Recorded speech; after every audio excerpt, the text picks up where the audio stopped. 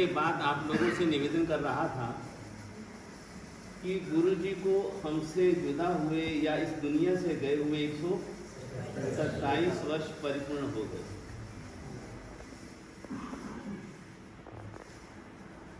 उनका सारा ही जीवन क्रांतिमय था। उनका सारा ही जीवन क्रांतिमय था। ये क्रांति कौन कर सकता है? ये क्रांति कौन कर सकता है? जो क्षत्रिय होता है श्री केसरी साहब वही कर सकता है। क्यों भूपेंद्र? जो क्षत्रिय हो, जन्मजात क्षत्रिय हो एक बार, और जिनके पूज्य पिताश्री महाराजा रणजीत सिंह जी की सेना में हो,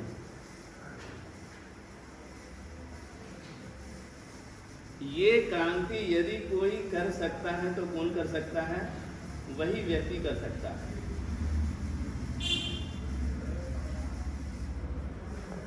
दूसरा कोई भी व्यक्ति नहीं कर सकता है।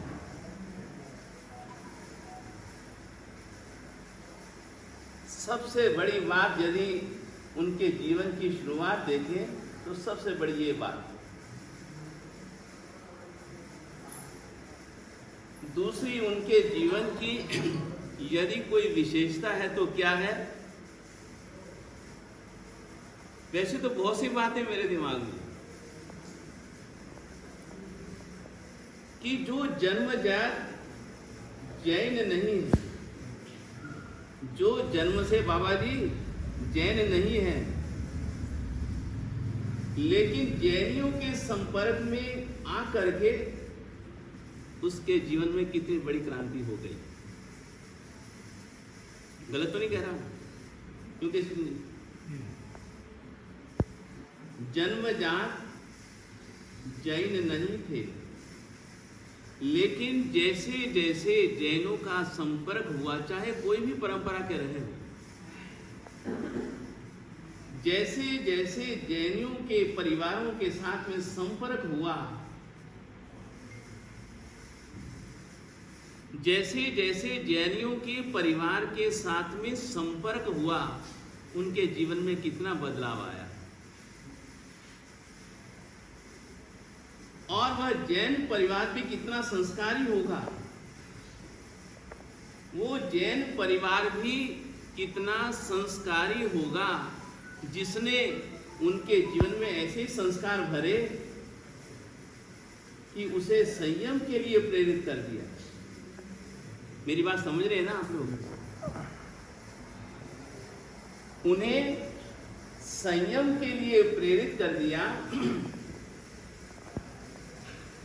और उन्होंने मलेरपट्टनम में जाके संयम ले लिया।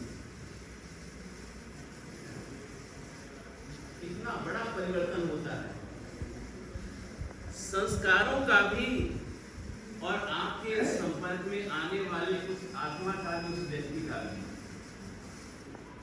इसलिए हम लोग कहते हैं गुरु महाराज के संस्कार बहुत जरूरी है। यह एक परंपरा ऐसी है, हमारे गुरु महाराज की परंपरा एक ऐसी है कि जिन्होंने जितना धर्म के बारे में चिंतन किया है, जितना धर्म के बारे में चिंतन किया है, उतना भविष्य को लेकर के समाज कैसे आगे बढ़े उसके लिए भी चिंतन किया है। क्यों बाबा जी? यदि उन्होंने इस प्रकार का चिंतन न किया होता तो आज हमारी पहचान जितनी है उससे भी कम होती। यदि पूज्य आचार्य श्री जी ने ऐसी प्रेरणा श्री केसरीमल जी समाज को न दी होती तो शायद सागरमल तो वहीं घर का घर में ही रह जाता।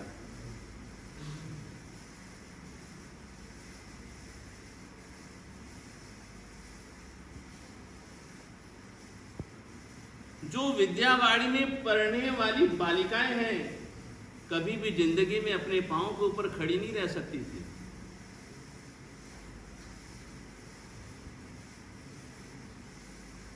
और सबसे बड़ा सहयोग कहूं, प्रेरणा कहूं या आशीर्वाद कहूं,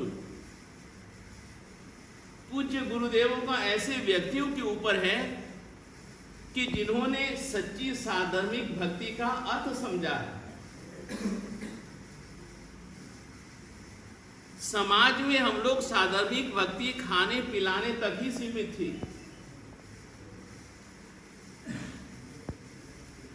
समाज में हमारी साधर्मिक भक्ति खिलाने पिलाने तक ही सीमित थी। और आप स्वयं ही बताओ, खाया पिया कितने घंटे तक रहता है तुम्हारे पेट में? और यदि इस प्रकार के व्यक्ति श्री केशव मत जी तैयार हो जाएंगे तो कम से कम परिवार अपने पांव के ऊपर तो खड़ा होता। गुरु महाराज की साधर्मिक भक्ति के पीछे यही एक धारणा थी कि तुम्हारी साधर्मिक भक्ति खाने पीने तक सीमित न रहे। तुम्हारी जो साधर्मिक भक्ति है किसी व्यक्ति को या किसी परिवार को खड़ा करने के लिए हो।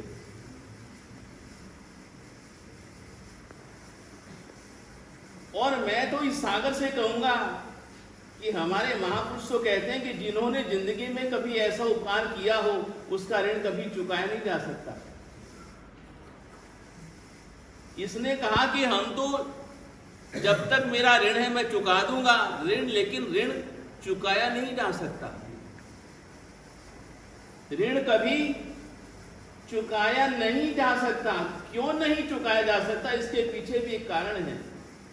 जिस समय जिस व्यक्ति को जिस चीज की जरूरत है, जिस समय जिस व्यक्ति को जिस चीज की जरूरत है, यदि उस समय उसको उपलब्ध हो जाती है, वो व्यक्ति जिंदगी भर कभी भी एहसान नहीं भूल सकता।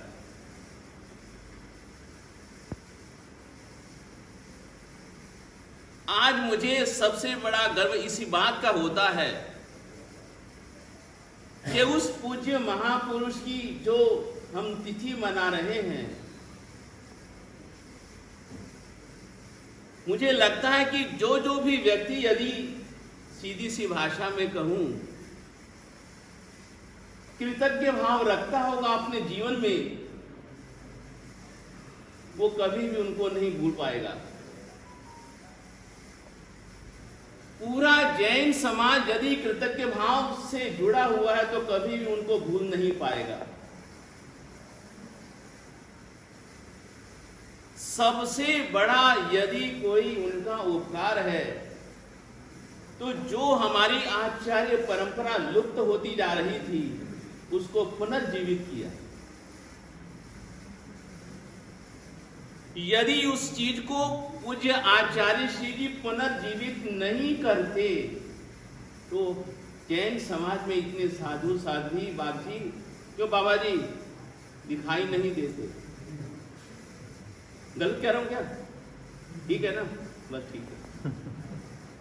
क्यों? कैसे यदि पाली ताना में उस परंपरा को पुनर्जीवित नहीं करते हमारे सबसे योग्य व्यक्ति यदि कोई थे उस समय में और आज भी, तो क्या कौन थे?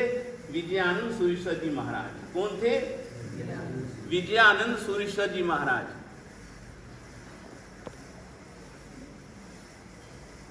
चलो हम और बातों को नहीं छेड़ते हैं, लेकिन जो आज हमारी जो मुख्य जो बात है, आज जो हमारी जो मुख्य बात है हम उसके ऊपर आ जाते हैं। सबसे पहले यह बड़ी गर्व की बात है कि आज हमारे पूज्य आचार्य श्री धर्म धुरंधर सूरीश्वर जी महाराज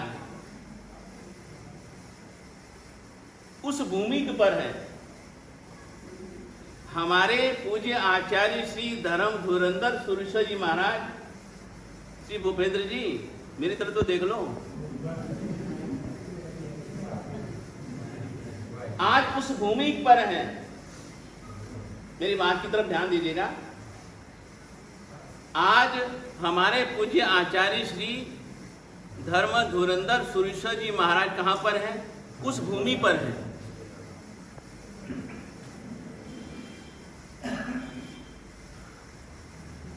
हम अपनी बात पर आते हैं।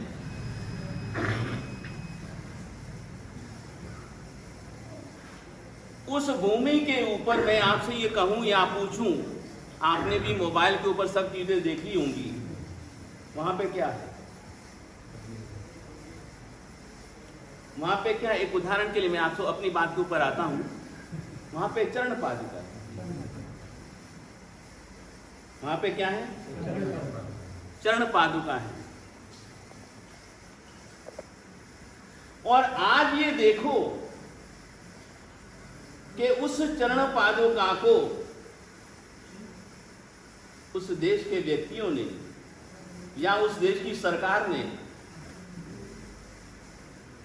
आज भी उसको समाप्त नहीं किया है।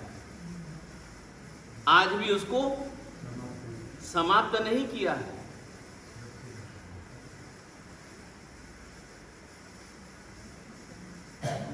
किसी भी हालत में क्यों ना हो,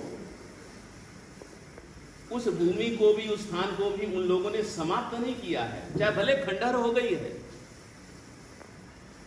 लेकिन उस जगह को भी हमारे उन लोगों ने या उस सरकार ने कभी भी समाप्त नहीं किया है,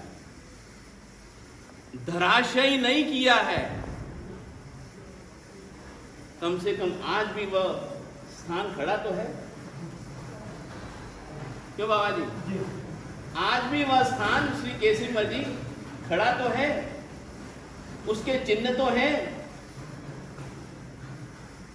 और चरण पादुका हमारे उस भूमि के ऊपर पड़े हुए हैं। कितने संभाल के रखे उन लोगों ने।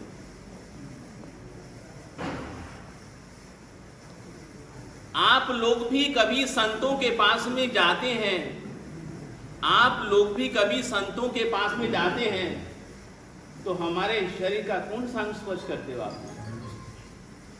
हमारे शरीर का कौन सा अंग स्पर्श करते हो? तो आप ये देखिए, जितना हमारी प्रतिमाओं का प्रभाव रहता है, जितना हमारी मंदिरों में प्रतिमाओं का प्रभाव रहता है, आप लोग भी जब पूजा शुरुआत करते हो तो चरणों से तो करते हो।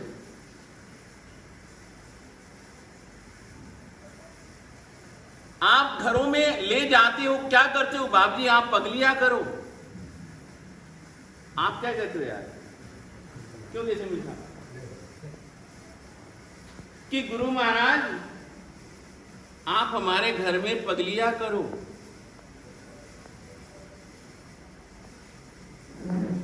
गुरु महाराज आप हमारे इस संस्थान में या दुकान में या फैक्ट्री में पगलियां करो। और सारी चीजें तो पैर में ही तो है, और है कहां? क्यों माता जी? सारी चीजें कहां हैं? या तो हाथ में या पैर में है, और तो कहीं नहीं है।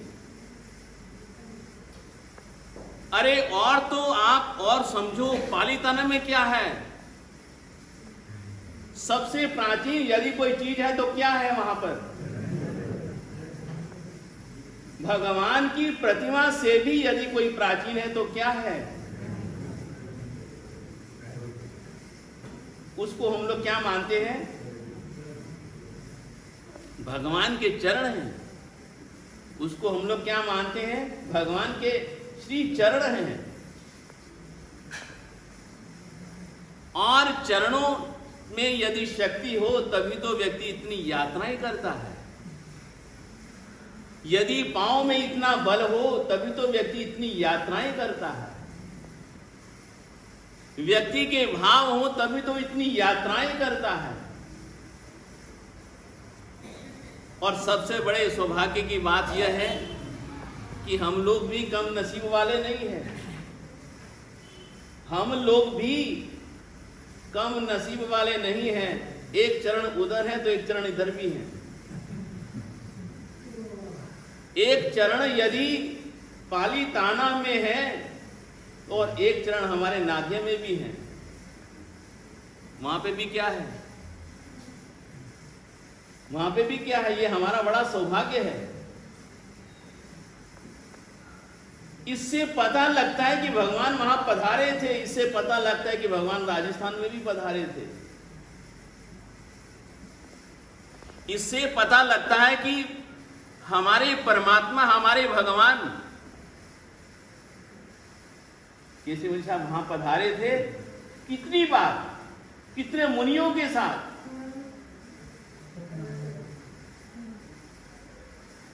चरण धरे हैं तभी तो पहाड़ पवित्र हुआ है।